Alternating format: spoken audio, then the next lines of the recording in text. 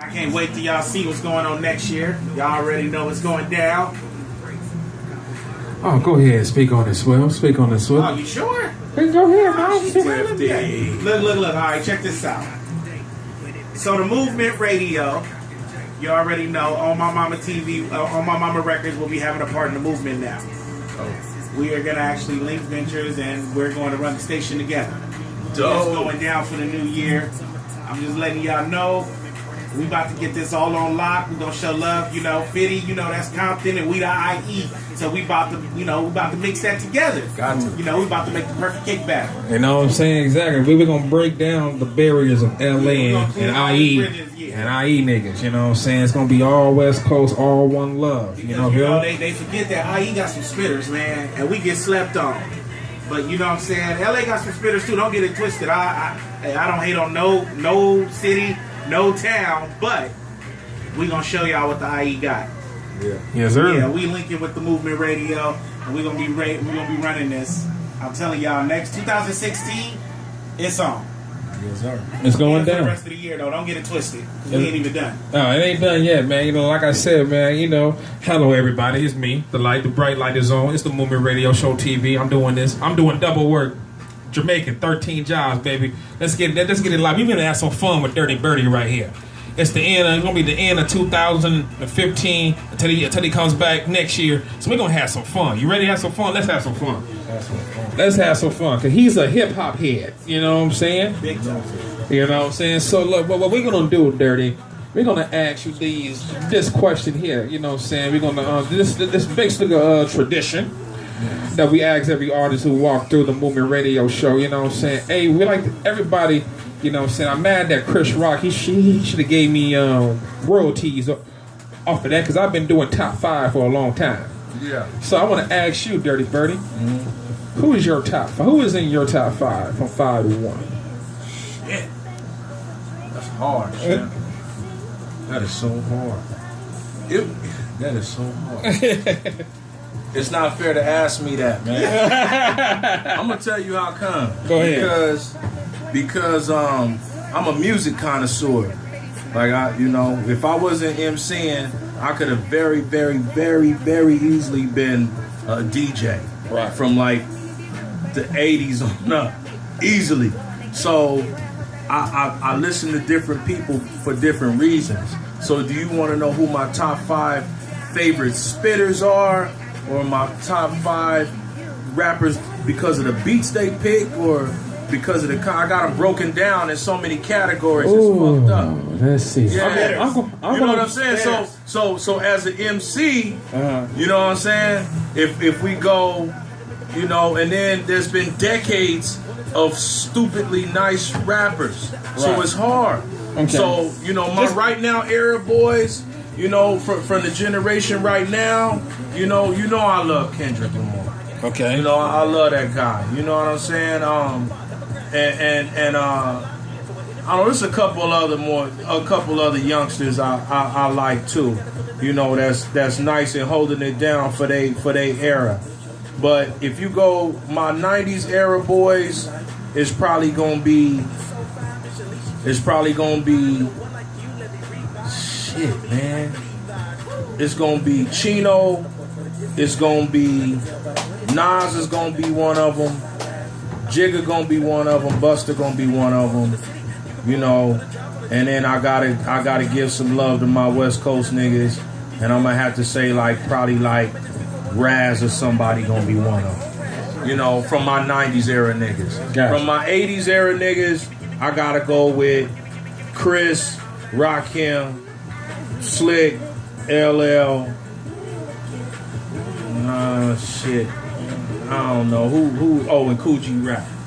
You know what I'm saying? Them is the niggas that influenced me to be on that pen. But that ain't to say that was all I listened to though. Right. So it's fucked up. It ain't fair for me, man.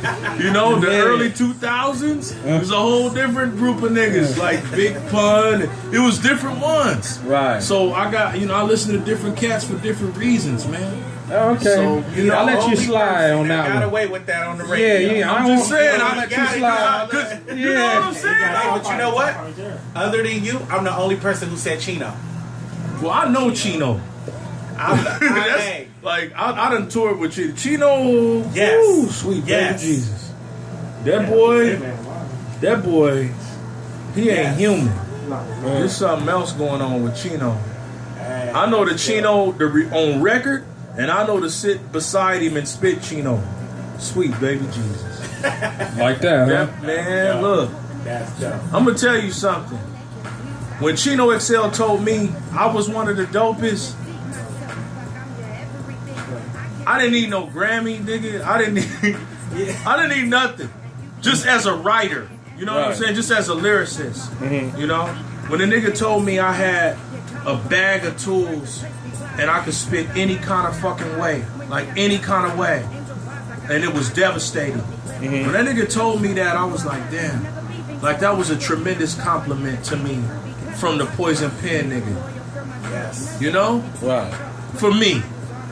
Because I love Chino. I love the way Chino spit. I love metaphorically, there's not a lot of cats nicer than Chino. Metaphorically. You know what I'm saying?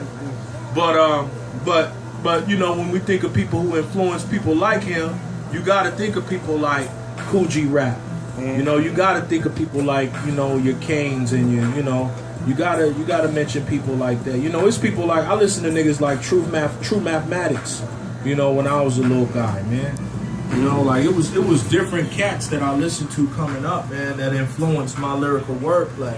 Plus, I already was a writer, a poet. I used to get in trouble a lot, so I used to spend a lot of time on the blade when I was a little nigga. So, I honed my skills like that. But, you know, so it's hard for me to say that, man. It's hard for me to say who my favorite is. And I'm gonna say this too. I don't care what nobody say. Niggas say what they want to. Drake hard to me. Yes. Of course. Yeah. It's a lot of people that diss that nigga because he know how to sing. That nigga hard to me. They forget comeback season. That nigga, Right. come on. That nigga could The spit. mixtape, yeah, dude, They come on. forget that, like, And Lil Wayne hard to me. Oh, give a which fuck. one though? Nigga, Which Lil Wayne though? You take your pick. I'm gonna tell you, I'm this guy. I'm this guy. Okay. I'm not finna listen to all of the niggas' mixtapes. If he had one that I was able to relate to lyrically, Right. he hard to me. That nigga could make 30 more and they could be trash to whoever else got an opinion about it. Right. But if the nigga made one that I was like, little nigga, then he hard to me. Regardless, I feel you. Okay. Regardless. I can't accept that. That nigga's pen is nice, man. And so I ignored the last however many records he did. See, I should have did your thing. After Carter won, I should have stopped. Yeah. You know what I'm See, saying? that's what I don't listen to a lot of shit. Carter 2 is dope. Carter, yeah. That nigga spit on that Glory song. Oh yeah. That nigga spit on there. So, what the nigga wear, what the nigga do, I don't give a fuck. The nigga hard. Right. I feel you on that. I feel you on that. Like, you can ask me about any record, and I'll tell you whether or not what I think is hard about it, what I think is hard. Whether I think it's hard or not. Certain records I listen to for the beats, because there's certain niggas that know how to pick beats. Even if they ain't lyrically inspiring, they know how to pick beats. Right. And so even if they wordplay is mediocre, if I'm going to mentally compare it to somebody whose wordplay is phenomenal or fascinating to me, I'll still get that nigga his props as a dope rapper or whatever you want to call him. Right. You know what I'm saying? I'm a b-boy, homie. Like, I'm not finna just be like, oh, everybody got to rap like this one nigga I think is the hardest or you ain't dope. That's lame to me. Yeah, I feel you You know on what that. I'm saying? Like, nigga, like, it's different. Everybody got their own caliber. Right.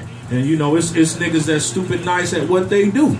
Period. I feel you on that. You know Okay, what I cause that's how basically, cause my top 5 is all over the place, but I think it's in their own lane. They just individually what they do is good in their own lane. There you go. See me, you know. Jay #1. No, it's Biggie 1. Biggie 1, Jay-Z 2, Eminem 3, Andre 3000 4, See, I love all those Redman guys. 5. I love all those guys. And then if you break them down, and it's about consistency too. A Right. nigga can't have 1 or 2 good albums and not be like, oh, he's the greatest. Right. Because if you compare him to a nigga with 10 albums, and if a nigga was nice consistently 10 times, How you gonna compare a nigga with 1 or 2 albums to a nigga with 10? How? Because he ain't got enough bodies of work to be like, oh, you know. And no disrespect to Biggie, I loved Biggie. And that was my next question. I love the fuck out of Big. I did, but Big ain't been here long enough. That's what I said. You know what I'm saying? To be like he was the greatest. He for the era he was alive in and made music in, he was one of the best doing it at that time. No question. You can't take nothing from that dude. His wordplay was stupid. His imagination was great. His vocabulary was brilliant. You know, he knew how to pick beats. I'm sure Puff had a hand in that because they was making hits and Puffy was about making hits. And I'm not mad at that. I love him. I'll never take nothing from him. Period.